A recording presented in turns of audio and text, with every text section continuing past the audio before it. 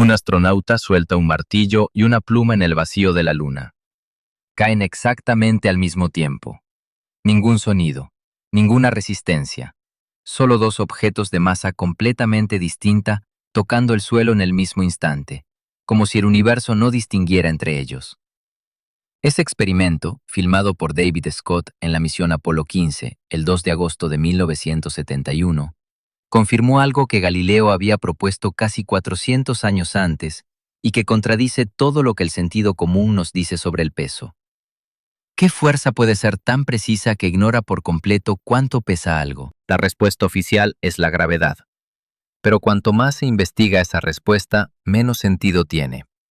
Einstein demostró en 1915 que la gravedad ni siquiera es una fuerza.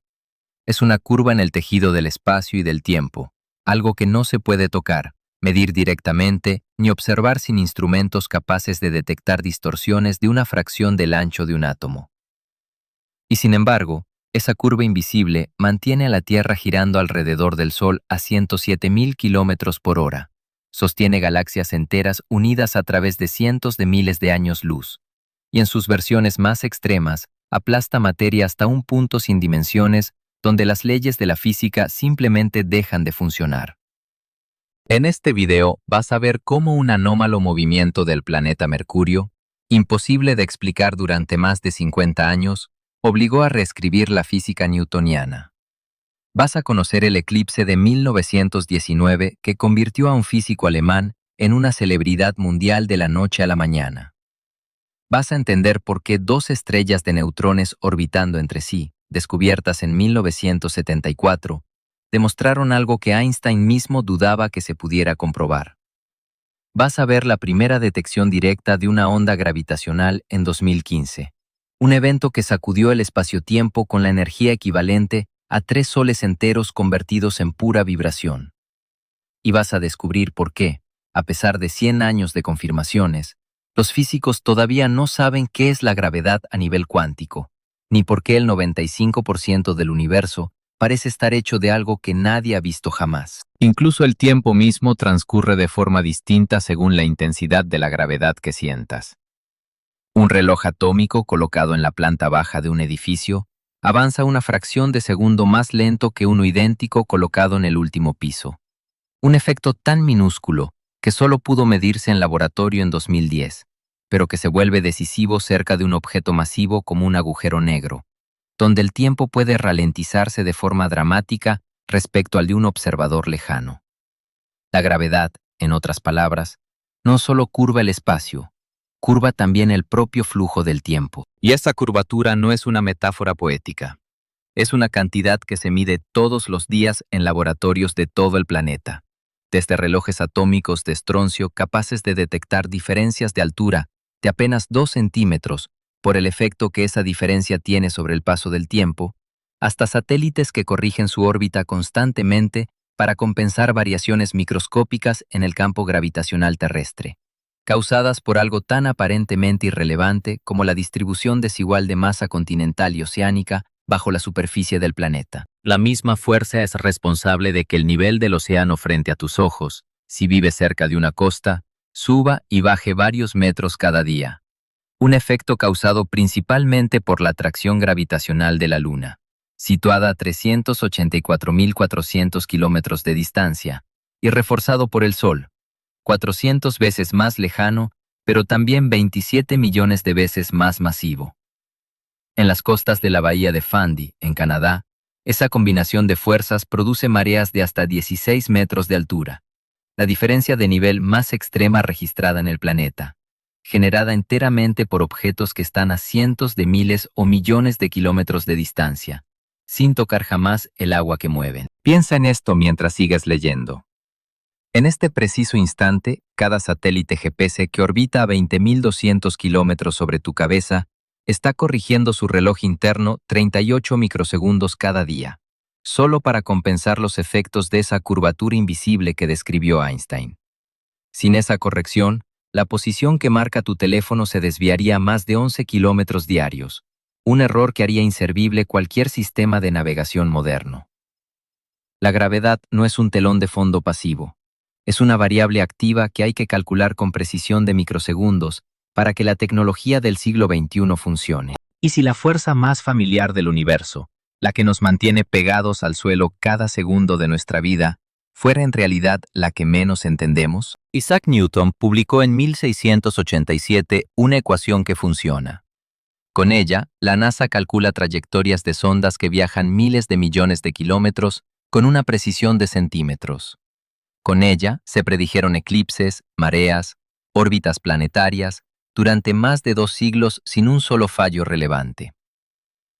La fórmula dice que dos objetos se atraen con una fuerza proporcional a sus masas e inversamente proporcional al cuadrado de la distancia entre ellos. Simple, elegante, funcional. Pero Newton nunca explicó cómo. En una carta de 1693 a Richard Bentley, escribió que la idea de que un cuerpo actúe sobre otro a distancia, sin nada que medie entre ellos, le parecía un absurdo tan grande que ningún hombre con capacidad de razonar en materia filosófica podría caer en él jamás. El hombre que descubrió la ley de la gravedad universal admitió, en privado, que no tenía ni idea de qué era la gravedad en realidad. Solo sabía cómo calcularla. Esa grieta permaneció oculta durante 150 años, disimulada por la precisión aparente de las ecuaciones, hasta que un planeta empezó a moverse de una forma que ningún cálculo lograba justificar. Y esa discrepancia, minúscula, casi insignificante en apariencia, terminaría por derribar la física que había gobernado el cosmos conocido durante 2 siglos. Lo que está en juego no es solo una curiosidad académica. Cada sistema GPS del planeta depende de correcciones relativistas para no acumular errores de 11 kilómetros al día.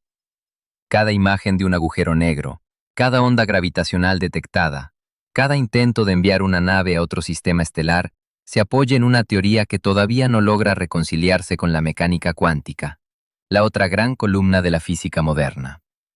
Entender qué es realmente la gravedad no es solo entender el universo, es entender por qué, en algún nivel fundamental, dos de las teorías más exitosas jamás formuladas por la humanidad se contradicen entre sí. Y hay un detalle todavía más incómodo. La gravedad es, con enorme diferencia, la más débil de las 4 fuerzas fundamentales de la naturaleza. Un simple imán de refrigerador, con un campo magnético mínimo, puede vencer la atracción gravitacional de todo el planeta Tierra para levantar un clip de metal. La fuerza electromagnética es aproximadamente 10 elevado a 36 veces más intensa que la gravedad, un número tan grande que resulta casi imposible de imaginar. Ningún modelo físico ha logrado explicar de forma convincente por qué la gravedad es tan extraordinariamente débil comparada con las otras 3 fuerzas fundamentales, un enigma que los físicos llaman, sin exagerar, el problema de la jerarquía. Es la misma fuerza que dobla la luz de galaxias enteras y que, sin embargo, un músculo humano puede vencer sin esfuerzo cada vez que levanta un brazo. El propio Einstein dedicó los últimos 30 años de su vida, desde mediados de los años 20 hasta su muerte en 1955, a intentar formular una teoría del campo unificado, capaz de combinar la gravedad con el electromagnetismo dentro de un único marco matemático. Trabajó en esa búsqueda de forma casi solitaria, mientras la física cuántica avanzaba a su alrededor sin él, guiada por una generación más joven de físicos como Niels Bohr y Werner Heisenberg.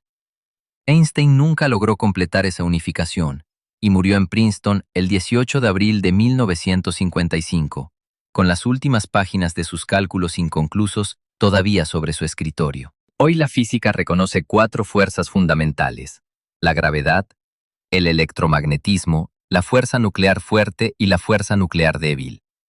Las últimas 3 fueron unificadas parcialmente durante el siglo XX dentro del llamado modelo estándar de la física de partículas, confirmado experimentalmente en el CERN con el descubrimiento del bosón de Higgs en 2012. La gravedad es, hasta el día de hoy, la única de las 4 que permanece completamente fuera de ese marco cuántico unificado. Un problema abierto que algunos físicos consideran la pregunta más importante sin resolver de toda la física fundamental. En 2017, el satélite francés Microscope, desarrollado por el CNES, puso a prueba en órbita otro de los pilares de la teoría de Einstein, el principio de equivalencia, comparando la caída libre de dos cilindros de materiales distintos, platino y titanio, dentro de una cápsula blindada contra cualquier otra perturbación externa. El resultado confirmó que ambos materiales caen exactamente igual, con una precisión de 2 billonésimas partes, la medición más exacta jamás realizada de ese principio, 100 años después de que Einstein lo convirtiera en la piedra angular de toda su teoría. Isaac Newton tenía 44 años cuando publicó Philosophia Naturalis Principia Mathematica, en julio de 1687, financiado en parte por Edmund Halley, el astrónomo que más tarde daría nombre al cometa. El libro contenía 3 leyes del movimiento y una cuarta idea, más ambiciosa: que la misma fuerza que hace caer una manzana gobierna también el movimiento de la Luna alrededor de la Tierra y de los planetas alrededor del Sol. La leyenda de la manzana probablemente sea una simplificación posterior, popularizada por Voltaire décadas después de la muerte de Newton. Pero el núcleo de la historia es real. Newton unificó, con una sola ecuación, fenómenos que hasta entonces se consideraban completamente distintos. Antes de él, el movimiento celeste y el movimiento terrestre pertenecían a 2 físicas separadas, una herencia de Aristóteles que había dominado el pensamiento occidental durante casi 2000 años. La ecuación de Newton predijo con una precisión asombrosa el regreso del cometa Halley en 1758, 16 años después de la muerte de Newton y de Halley. Predijo la existencia de Neptuno antes de que nadie lo hubiera observado. En 1846, el astrónomo francés Urbain Le Verrier calculó, usando solo las ecuaciones newtonianas y las perturbaciones observadas en la órbita de Urano, la posición exacta de un planeta desconocido. El astrónomo alemán Johann Galle lo encontró la misma noche que empezó a buscarlo, a menos de 1 grado de la posición calculada por Le Verrier. Fue, durante un siglo, la prueba más contundente jamás obtenida de que la gravedad newtoniana describía el universo con una exactitud casi sobrenatural. Newton tardó casi 20 años en publicar su teoría completa después de sus primeras ideas sobre gravitación, formuladas hacia 1666, durante el periodo en que Cambridge cerró por una epidemia de peste y Newton se retiró a la casa de su familia en Woolsthorpe. Edmund Halley tuvo que visitarlo personalmente en 1684 y prácticamente convencerlo de desarrollar y publicar sus cálculos, que hasta entonces existían solo en notas privadas. Halley terminó pagando de su propio bolsillo la impresión de los Principia, un libro escrito enteramente en latín, con más de 500 páginas de geometría y demostraciones, que muy pocos contemporáneos de Newton fueron capaces de comprender en su totalidad. La ecuación en sí es notablemente simple. La fuerza de atracción entre 2 cuerpos es igual a la constante gravitacional, multiplicada por el producto de sus masas, dividido entre el cuadrado de la distancia que los separa. Esa constante, conocida como g, es tan diminuta, 0,00000066667 en unidades del Sistema Internacional, que hicieron falta 71 años después de la muerte de Newton, hasta 1798, para que el físico Henry Cavendish lograra medirla con precisión en un laboratorio, usando un experimento de torsión con esferas de plomo tan sensible que tuvo que aislarlo del más mínimo movimiento de aire, observando el instrumento desde una habitación separada mediante un telescopio para que ni su propia respiración alterara la medición. Cavendish nunca pretendió medir la constante gravitacional en sí. Su objetivo declarado era pesar la Tierra, calcular la densidad media del planeta, y lo logró con un margen de error inferior al 1% respecto al valor aceptado hoy, un resultado que no fue superado en precisión durante más de un siglo. Pero la misma ecuación que había predicho un planeta invisible estaba a punto de fallar con uno que llevaba siglos siendo observado directamente. Y el hombre que descubrió esa falla fue el mismo que había triunfado con Neptuno. En 1859, Urbain Le Verrier publicó un informe que debería haber pasado inadvertido. Había calculado que la órbita de Mercurio, el planeta más cercano al Sol, presentaba una precesión de su perihelio, es decir, el punto más cercano de su órbita elíptica al Sol se desplazaba muy ligeramente en cada vuelta, de una forma que las ecuaciones de Newton no lograban justificar por completo. La discrepancia era diminuta. 43 segundos de arco por siglo, una cantidad tan pequeña que equivale a ver el diámetro de una moneda a 10 kilómetros de distancia. El resto de la precesión, unos 5.600 segundos de arco por siglo, sí se explicaba con la gravedad newtoniana, considerando la influencia de los demás planetas. Pero esos 43 segundos sobrantes no cuadraban con nada. Medir esa precesión no era trivial. Los astrónomos del siglo XIX tuvieron que registrar la posición exacta de Mercurio en cientos de tránsitos frente al Sol a lo largo de décadas, corrigiendo por la refracción atmosférica, la precisión de los relojes de observatorio y hasta la ligera achatadura del propio Sol, para aislar un desplazamiento angular menor al que ocupa una moneda vista a 10 kilómetros. Le Verrier hizo lo que ya le había funcionado con Neptuno.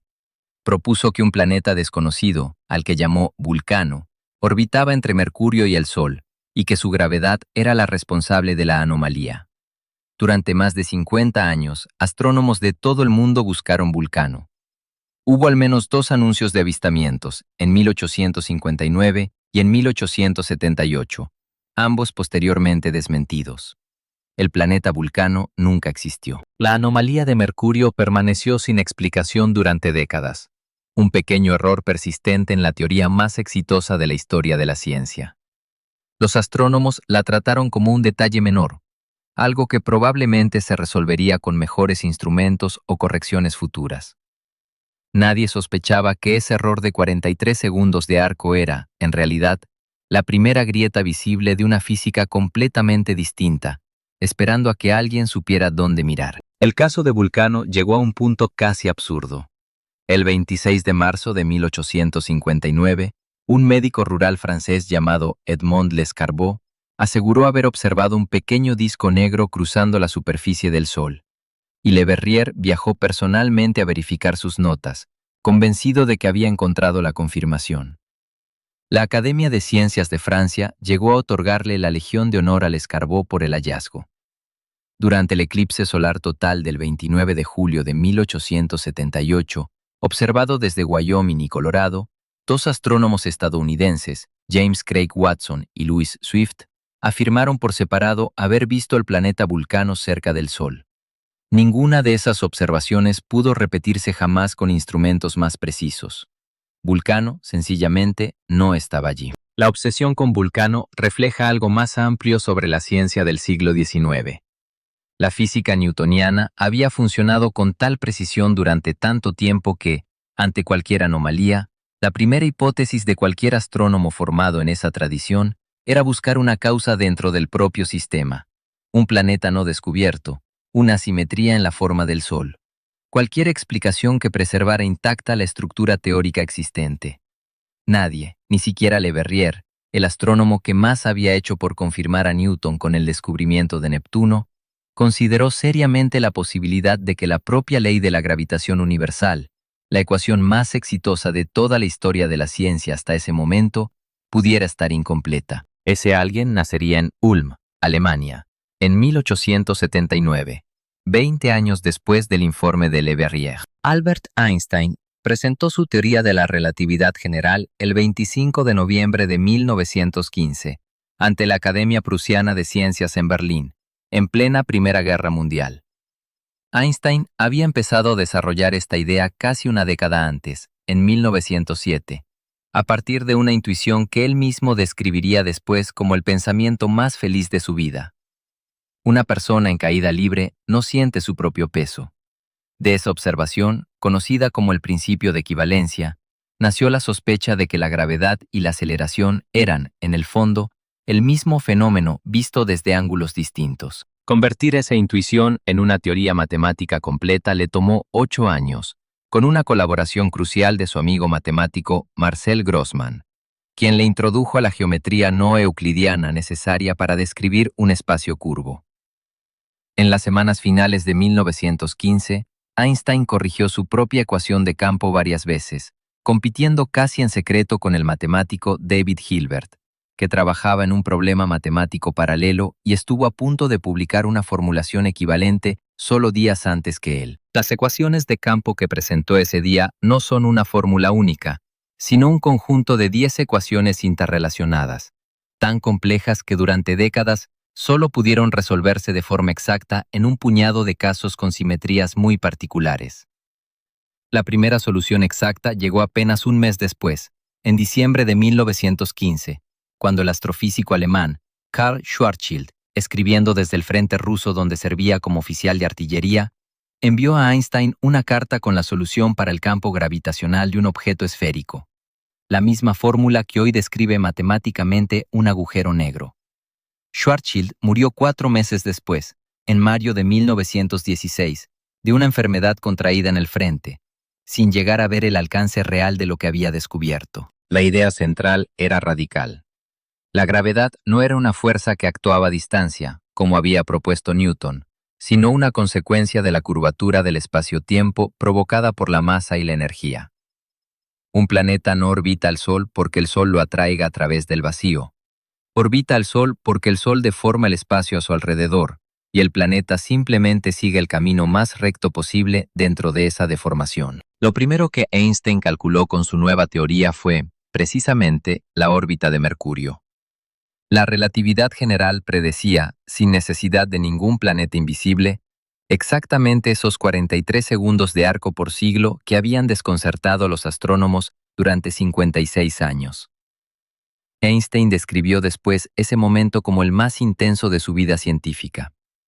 La anomalía que Le Verrier había atribuido a un fantasma llamado Vulcano era, en realidad, la firma de una física completamente nueva. Pero una predicción que explica algo ya conocido no es suficiente para cambiar de paradigma. Einstein necesitaba una prueba que nadie hubiera visto antes.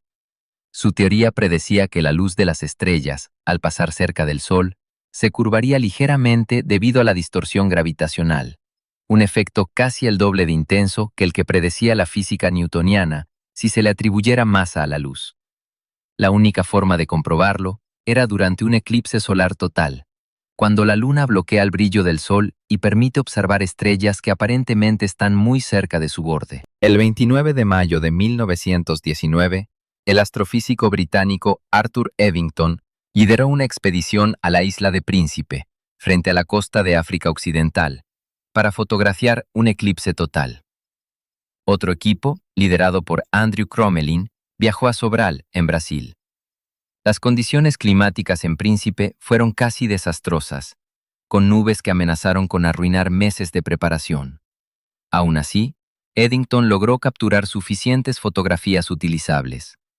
Al comparar la posición de las estrellas cercanas al Sol durante el eclipse con su posición real, medida meses antes en el cielo nocturno, encontró un desplazamiento de aproximadamente 1,61 segundos de arco, muy cercano a los 1,75 segundos que predecía Einstein, y notablemente distinto de los 0,87 segundos que hubiera predicho una gravedad newtoniana clásica. Eddington, además de astrofísico, era cuáquero y pacifista declarado, en un país que en 1919 apenas empezaba a salir de una guerra contra Alemania, el país de Einstein. Verificar la teoría de un físico alemán era, en ese contexto, casi un gesto político además de científico, una forma de reconstruir puentes intelectuales entre dos naciones que acababan de enfrentarse en la trinchera. El propio Eddington escribió más tarde que, mientras revelaba las placas fotográficas en Príncipe, entre nubes que amenazaban con arruinar meses de viaje y preparación, encontró en una de ellas la primera confirmación visual de que las estrellas se habían desplazado exactamente en la dirección que Einstein había predicho. El 6 de noviembre de 1919, la Royal Society de Londres anunció los resultados. Al día siguiente, el periódico The Times tituló Revolución en la ciencia, nueva teoría del universo, las ideas newtonianas derrocadas. Einstein, hasta entonces conocido solo dentro de círculos académicos, se convirtió en una celebridad mundial de la noche a la mañana. Tenía 40 años. Había tardado apenas 4 desde la publicación de su teoría hasta la confirmación pública que cambiaría para siempre la forma en que la humanidad entiende el espacio, el tiempo y la gravedad. La fama que siguió fue casi inmediata y desproporcionada para un físico teórico. En 1921 recibió el Premio Nobel de Física, aunque, de forma reveladora, no por la relatividad general, que el comité consideró todavía demasiado controvertida para premiar directamente, sino por su explicación del efecto fotoeléctrico, publicada también en 1905. Periódicos de todo el mundo, desde Nueva York hasta Tokio, publicaron caricaturas y artículos intentando explicar al público general una teoría que el propio Eddington bromeó que quizás solo 3 personas en el mundo comprendían realmente en profundidad. No todos los físicos de la época aceptaron el resultado sin resistencia. En Alemania, un grupo minoritario de científicos organizó en 1920 una serie de conferencias públicas dirigidas explícitamente a desacreditar la relatividad, en un ambiente político donde el nacionalismo y el antisemitismo crecientes apuntaban directamente contra Einstein. Él respondió a esas campañas con un artículo irónico en el periódico Berliner Tageblatt, señalando que si su teoría hubiera resultado falsa, sus críticos alemanes lo habrían llamado un físico judío, y que en cambio, al resultar correcta, preferían llamarlo un científico alemán. Pero una parte crucial de la teoría de Einstein seguía sin comprobarse. Si la gravedad era una curvatura del espacio-tiempo, entonces los objetos en movimiento acelerado deberían generar ondulaciones en esa curvatura, viajando a la velocidad de la luz. El propio Einstein dudó, en distintos momentos de su carrera, de si esas ondas gravitacionales serían alguna vez detectables. Pasarían casi 60 años antes de que alguien encontrara la primera evidencia, y esa evidencia no vendría de un laboratorio, sino de 2 estrellas muertas girando una alrededor de la otra a una velocidad vertiginosa. El 2 de julio de 1974, el astrónomo estadounidense Russell Holtz, entonces estudiante de doctorado de 24 años, utilizaba el radiotelescopio de Arecibo, en Puerto Rico, para buscar púlsares, estrellas de neutrones que emiten pulsos de radiación extremadamente regulares mientras giran sobre sí mismas. Encontró uno catalogado como PSRB 1913+16, ubicado a unos 20.000 años luz de la Tierra. Algo en sus pulsos no encajaba con un púlsar solitario. Junto a su supervisor, Joseph Taylor, Holtz descubrió que el objeto que habían encontrado no era un púlsar aislado, sino parte de un sistema binario. Otra estrella de neutrones, invisible para los telescopios pero detectable por su efecto gravitacional, orbitaba el púlsar cada 7 horas y 45 minutos, a una distancia comparable al radio del Sol. Las 2 estrellas, cada una con una masa similar a la del Sol comprimida en una esfera de apenas 20 kilómetros de diámetro, se movían a velocidades de cientos de kilómetros por segundo. Un sistema así era el laboratorio perfecto para poner a prueba una de las predicciones más exigentes de la relatividad general. Si la teoría de Einstein era correcta, el sistema debía perder energía en forma de ondas gravitacionales, y esa pérdida de energía debía manifestarse como una reducción gradual, extremadamente precisa, del periodo orbital de las 2 estrellas. Holtz y Taylor midieron ese periodo durante años, con una precisión de microsegundos. En 1978, ya contaban con suficientes datos para confirmar que el periodo orbital se estaba reduciendo exactamente al ritmo que predecía la relatividad general, con un margen de error inferior al 0,5%. El sistema se estaba acercando, muy lentamente, a fusionarse, perdiendo energía en forma de ondas gravitacionales, tal como Einstein había predicho 6 décadas antes, sin que nadie hubiera podido comprobarlo directamente. En 1993, Holtz y Taylor recibieron el Premio Nobel de Física por este descubrimiento. Fue la primera evidencia, aunque indirecta, de que las ondas gravitacionales eran reales. Einstein había muerto en 1955, sin llegar a ver la confirmación de una de sus predicciones más difíciles de probar. El radiotelescopio de Arecibo, con un plato reflector de 305 metros de diámetro construido dentro de una depresión natural del terreno en la selva de Puerto Rico, era en 1974 el instrumento más sensible del planeta para este tipo de observación. Holtz pasaba largas noches revisando manualmente miles de registros de pulsos de radio en papel impreso, buscando irregularidades sutiles en la periodicidad de las señales, un trabajo tan meticuloso que después se comparó con encontrar un error tipográfico en una novela leída letra por letra. El propio radiotelescopio de Arecibo, tras 57 años de observaciones y 2 huracanes que dañaron su estructura, colapsó por completo el 1 de diciembre de 2020, cuando la plataforma de instrumentos suspendida sobre el plato reflector cayó tras la rotura de varios de sus cables de soporte, poniendo fin a un instrumento que había hecho posible, entre muchos otros logros, el descubrimiento que llevaría a Holtz y Taylor hasta Estocolmo.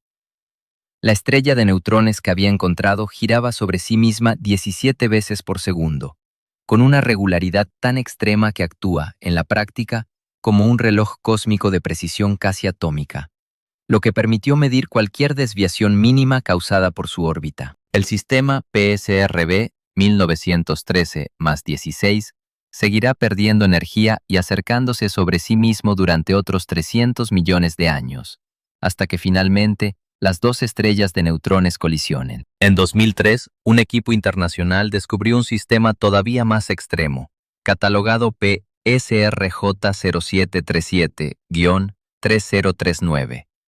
El único púlsar doble conocido, donde ambas estrellas de neutrones son detectables como púlsares, orbitando una a la otra en apenas 2 horas y 27 minutos.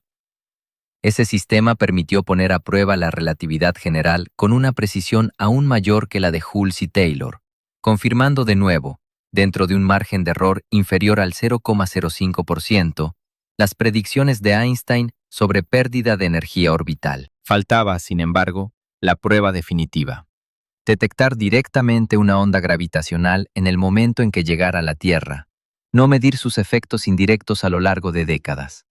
Esa prueba llegaría 41 años después del descubrimiento de Holtz y Taylor, y requeriría uno de los instrumentos más precisos jamás construidos por la humanidad. El 14 de septiembre de 2015, a las 9:45 UTC, los dos detectores del Observatorio de Ondas Gravitacionales por Interferometría Láser, conocido como LIGO, registraron una señal idéntica con apenas 7 milisegundos de diferencia entre las instalaciones de Livingston, Luisiana, y Hanford, Washington, separadas por 3.000 kilómetros. La señal duró 0,2 segundos. Ese breve destello de datos era la huella de dos agujeros negros, de 36 y 29 masas solares, fusionándose a 1.300 millones de años luz de distancia. En la fracción de segundo final antes de la fusión, los dos objetos habían orbitado entre sí a más de la mitad de la velocidad de la luz, liberando una cantidad de energía equivalente a convertir 3 masas solares enteras directamente en ondas gravitacionales. Durante ese instante, la potencia liberada superó, brevemente, la luminosidad combinada de todas las estrellas del universo observable. Los detectores de LIGO utilizan interferómetros láser con brazos de 4 kilómetros de longitud, dispuestos en forma de L, dentro de los cuales un rayo láser se divide, viaja hasta espejos suspendidos por finísimas fibras de vidrio en el extremo de cada brazo, y regresa para combinarse de nuevo. Cualquier variación mínima en la longitud relativa de los dos brazos, provocada por el paso de una onda gravitacional, altera el patrón de interferencia de la luz de una forma medible, capaz de detectar cambios en la distancia 1000 veces más pequeños que el diámetro de un protón. Es la precisión necesaria para detectar el paso de una onda gravitacional que, al llegar a la Tierra desde 1.300 millones de años luz, ya se había debilitado hasta deformar el espacio en una fracción absolutamente ínfima. El anuncio oficial se hizo el 11 de febrero de 2016, y el evento se catalogó como GW150914. Fue la primera detección directa de ondas gravitacionales de la historia, 100 años exactos después de que Einstein las predijera en su teoría de 1915. 3 de los científicos que lideraron el proyecto, Rainer Weiss, Kip Thorne y Barry Barish, recibieron el Premio Nobel de Física en 2017. El camino hasta esa detección había sido largo y lleno de callejones sin salida. El físico Joseph Weber, en la Universidad de Maryland, construyó ya en los años 60 grandes cilindros de aluminio que, según él, vibraban al paso de ondas gravitacionales. Weber llegó a anunciar detecciones en 1969, pero ningún otro laboratorio logró reproducir sus resultados, y la comunidad científica terminó descartando su método como demasiado poco sensible. LIGO, financiado por la National Science Foundation, con un costo acumulado de más de $1.100 millones desde su aprobación en 1992 hasta su puesta en marcha, tardó más de 2 décadas en alcanzar la sensibilidad necesaria. La primera versión del detector, activa entre 2002 y 2010, no detectó ni una sola señal confirmada. Solo tras una actualización mayor, conocida como Advanced LIGO, completada en 2015, el instrumento alcanzó la precisión suficiente para captar GW150914, apenas días después de reiniciar operaciones. El 17 de agosto de 2017, LIGO y su instrumento asociado Virgo, en Italia, detectaron otro evento, catalogado GW170817, esta vez producido por la fusión de dos estrellas de neutrones, no de agujeros negros.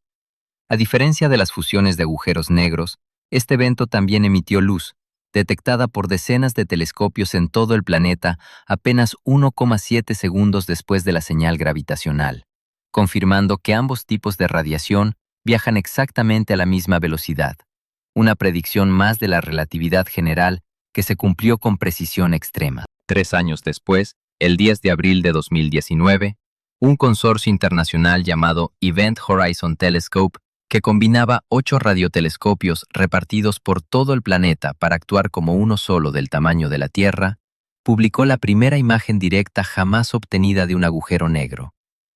El objeto fotografiado, en el centro de la galaxia M87, a 55 millones de años luz de distancia, tiene una masa de 6.500 millones de veces la del Sol.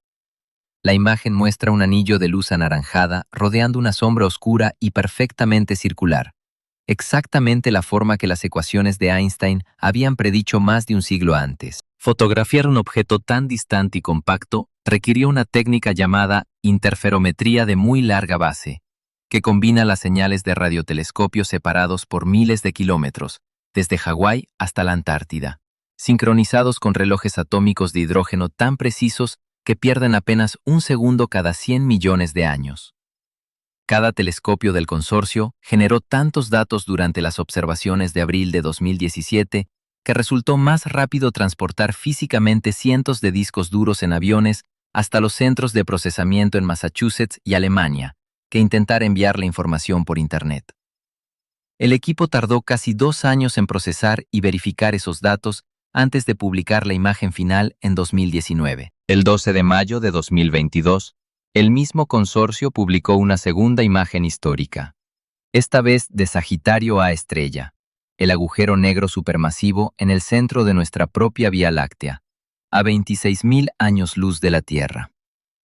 A pesar de tener una masa mucho menor que el de M87, unos 4,3 millones de masas solares, resultó considerablemente más difícil de fotografiar, porque el gas a su alrededor cambia de configuración en cuestión de minutos, mientras que el M87 tarda días en variar de forma apreciable, como fotografiar a un cachorro inquieto en lugar de a un adulto quieto. En apenas 4 años, la humanidad pasó de escuchar por primera vez el eco de 2 agujeros negros chocando a fotografiar directamente la sombra de uno.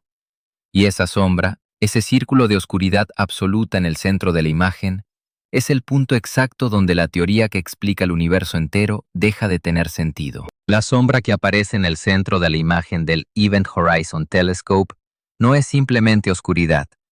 Es el horizonte de sucesos, el límite más allá del cual ni siquiera la luz puede escapar.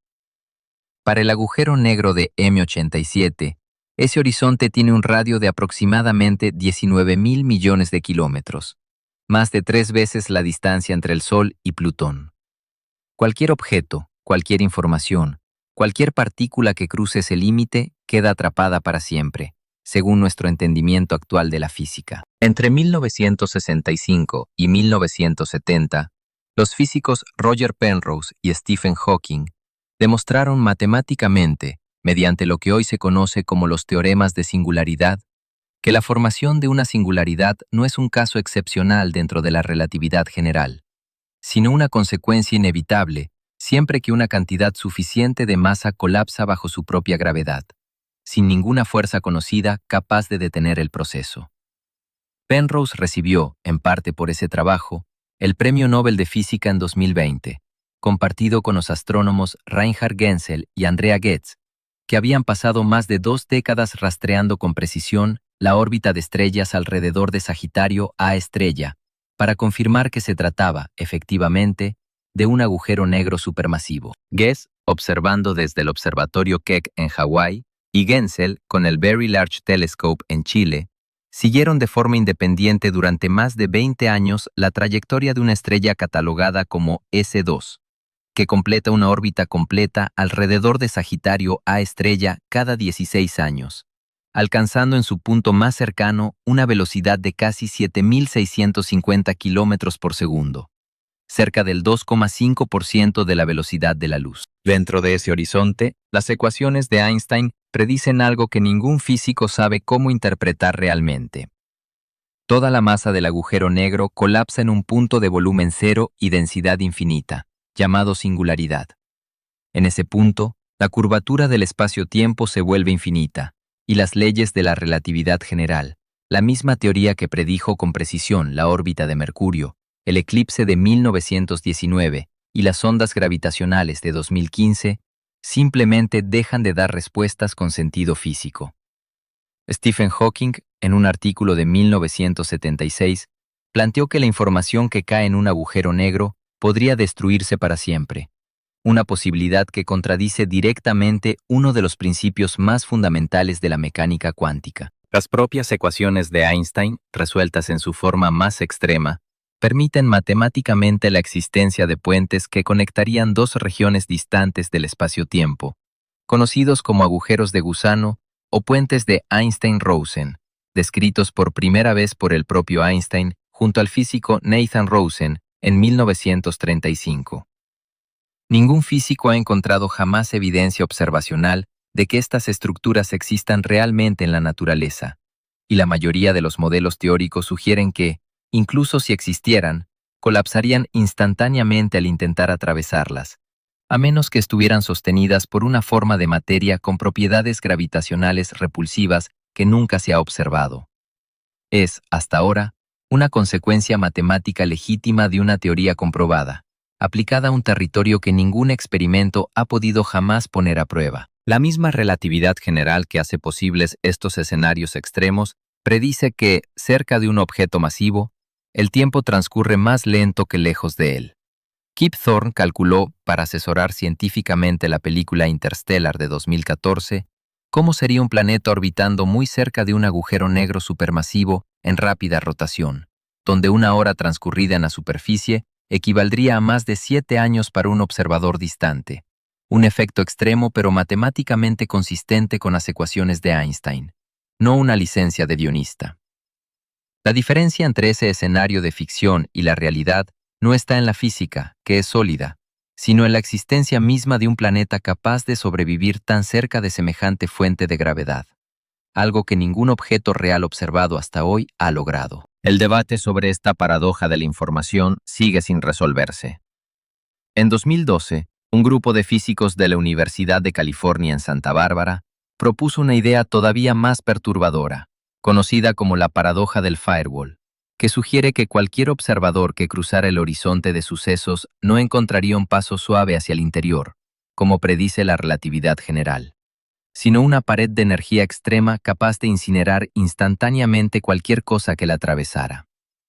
Nadie ha logrado determinar todavía cuál de las dos descripciones, la caída suave de Einstein o el firewall cuántico, describe realmente lo que ocurriría. La experiencia de caer en un agujero negro estelar sería, según los cálculos de los físicos, letal mucho antes de llegar al horizonte de sucesos. La diferencia de fuerza gravitacional entre los pies y la cabeza de un astronauta que cayera en un agujero negro de pocas masas solares sería tan extrema que el cuerpo se estiraría hasta romperse, un proceso que los propios astrofísicos han bautizado, sin ironía, espaguetización. Para un agujero negro con la masa del Sol comprimida en un radio de apenas 3 kilómetros, la diferencia de atracción gravitacional entre la cabeza y los pies de una persona que cayera de pie, separados por poco más de 1 metro, alcanzaría varios millones de veces la fuerza de gravedad terrestre mucho antes de cruzar el horizonte de sucesos, suficiente para separar los átomos del cuerpo entre sí. Kip Thorne, el físico teórico que asesoró la película Interstellar y ganó el Nobel en 2017 por LIGO, ha explicado que en agujeros negros supermasivos, como el de M87 o el de Sagitario A estrella, en el centro de nuestra propia galaxia, con 4,3 millones de masas solares, las fuerzas de marea en el horizonte de sucesos son mucho más suaves, lo que en teoría permitiría cruzar el horizonte sin ser destruido instantáneamente. Lo que ocurre después, sin embargo, sigue siendo un territorio que ninguna ecuación conocida logra describir con certeza. El problema más profundo no está solo dentro de los agujeros negros. Está en la incompatibilidad fundamental entre las dos teorías más exitosas de la física moderna. La relatividad general describe perfectamente la gravedad a gran escala, planetas, estrellas, galaxias. La mecánica cuántica describe perfectamente el comportamiento de partículas subatómicas. Pero cuando los físicos intentan combinar ambas para describir la gravedad a escala cuántica, dentro de una singularidad o en el instante inicial del Big Bang, las ecuaciones producen resultados infinitos y sin sentido matemático.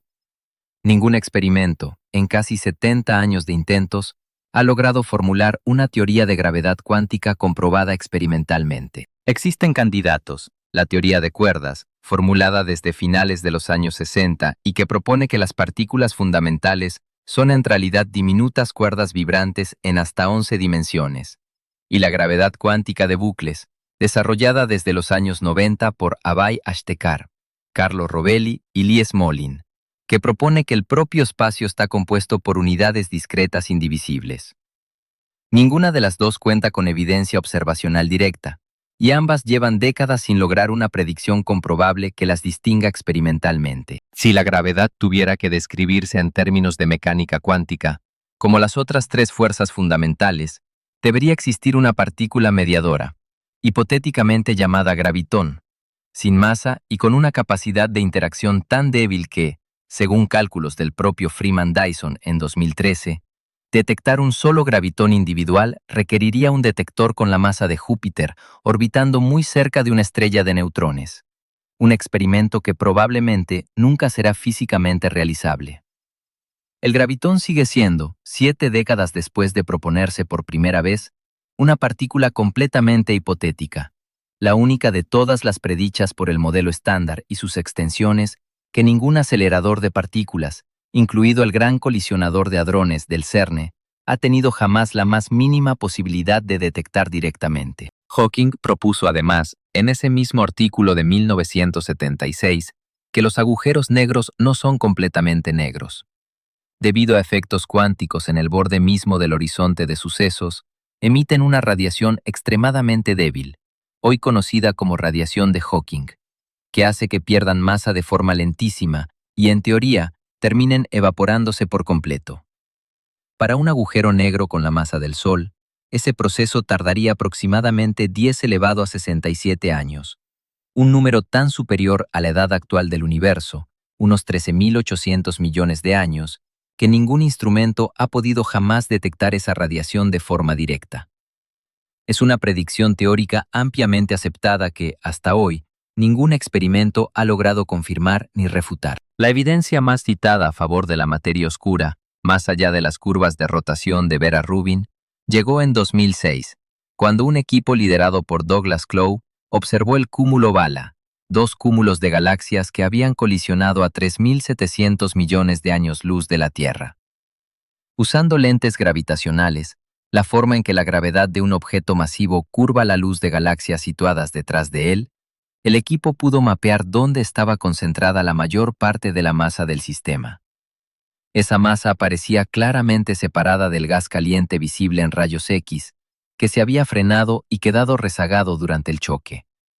La conclusión fue que existía una componente masiva, invisible, que había atravesado la colisión casi sin interactuar, exactamente el comportamiento esperado de la materia oscura y muy difícil de explicar con teorías alternativas que prescinden de ella por completo. Durante más de 3 décadas, físicos de todo el mundo han construido detectores cada vez más sensibles para intentar capturar, aunque sea una sola vez, una partícula de materia oscura chocando contra un átomo normal.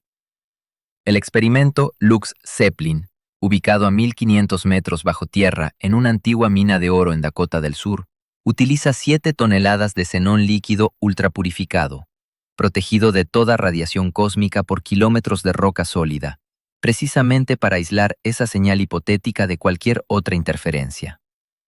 Desde que comenzó a operar en 2021, no ha registrado ni una sola detección confirmada. El mismo resultado, negativo pero cada vez más preciso, se repite en experimentos similares en Italia, China y Canadá. La materia oscura sigue siendo, después de casi 90 años desde las primeras sospechas del astrónomo suizo Fritz Zwicky en 1933, una de las sustancias más buscadas y menos encontradas de toda la historia de la ciencia.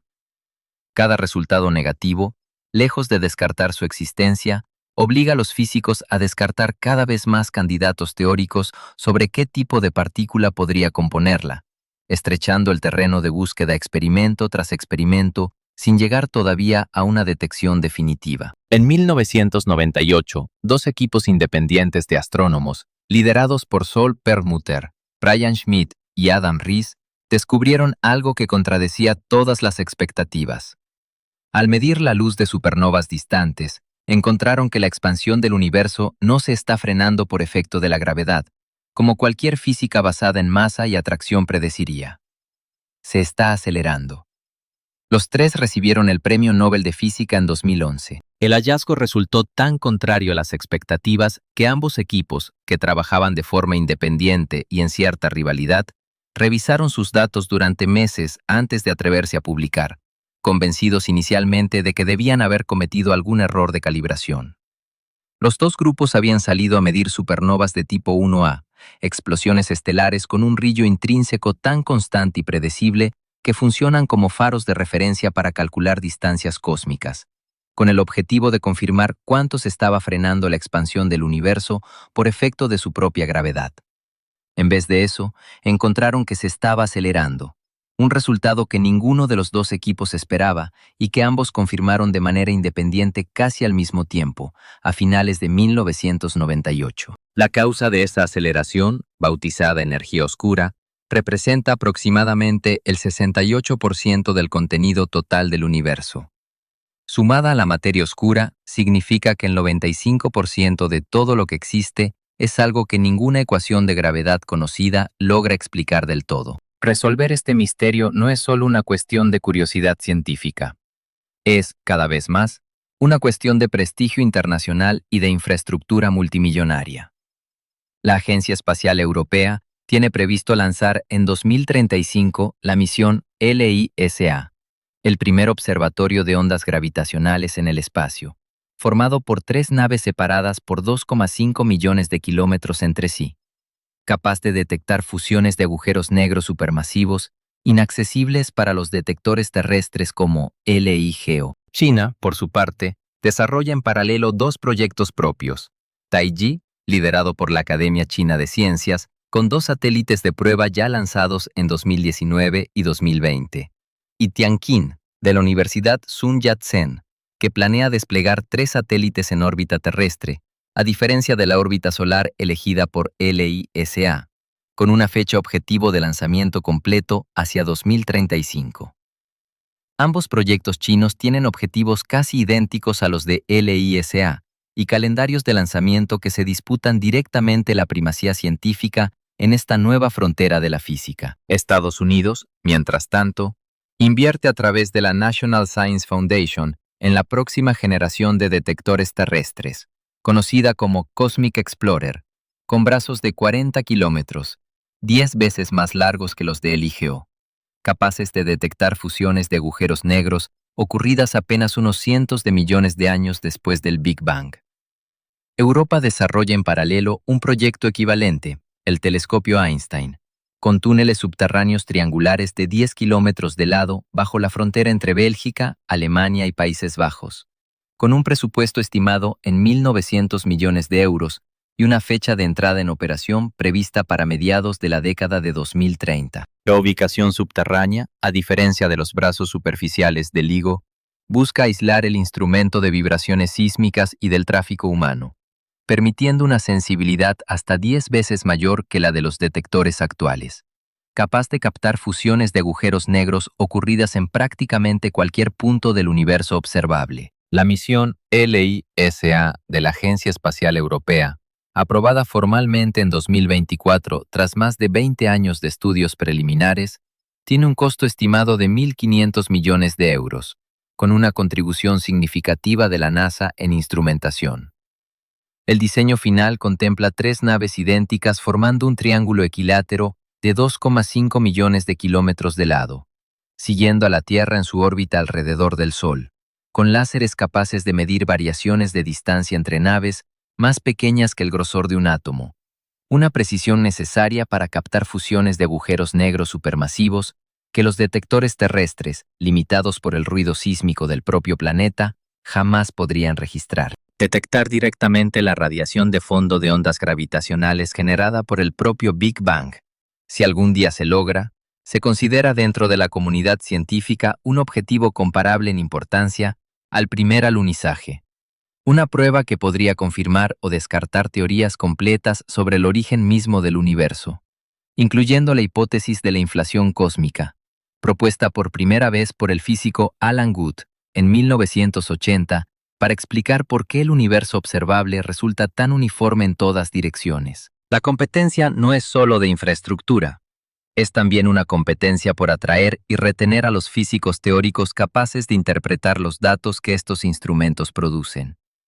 China ha multiplicado su inversión en física fundamental durante la última década, incluyendo el radiotelescopio FAST, con un plato de 500 metros de diámetro inaugurado en 2016 en la provincia de Guizhou, actualmente el más grande y sensible del mundo, heredero directo del papel que ocupaba Arecibo antes de su colapso.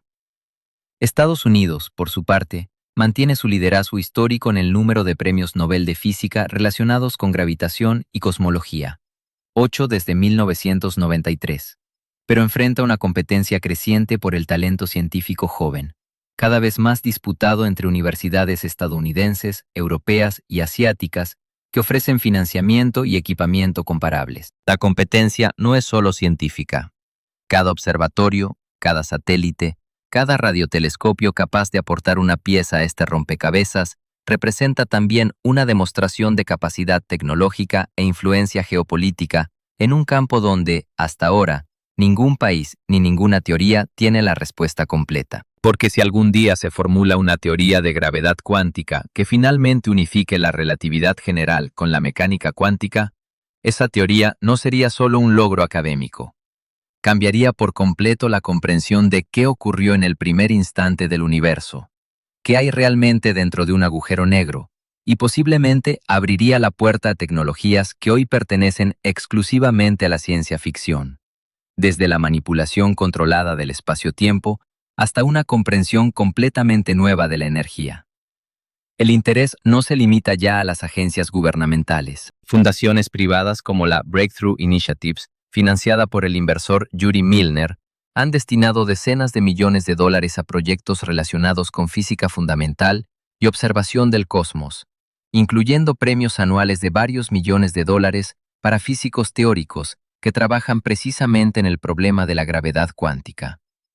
La línea entre la ciencia financiada por el Estado y la financiada por capital privado, tradicionalmente separadas en física fundamental, se ha vuelto cada vez más difusa en la última década. El propio análisis de datos se ha convertido en otro terreno de competencia.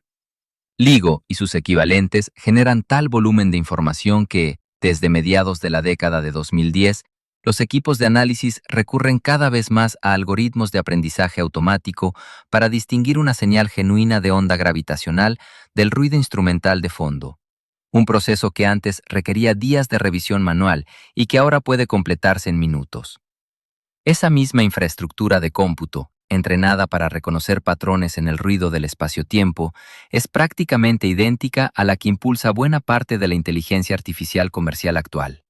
Otro punto en el que la física fundamental y la carrera tecnológica global dejan de ser campos separados. El país, la agencia o el equipo científico que finalmente logre unificar la relatividad general con la mecánica cuántica, no solo resolverá el mayor misterio abierto de la física, se posicionará en la vanguardia absoluta de la próxima era tecnológica, en un terreno donde, por ahora, la propia naturaleza sigue guardando la respuesta. Newton no supo explicar qué era la gravedad, y su ecuación funcionó durante 230 años.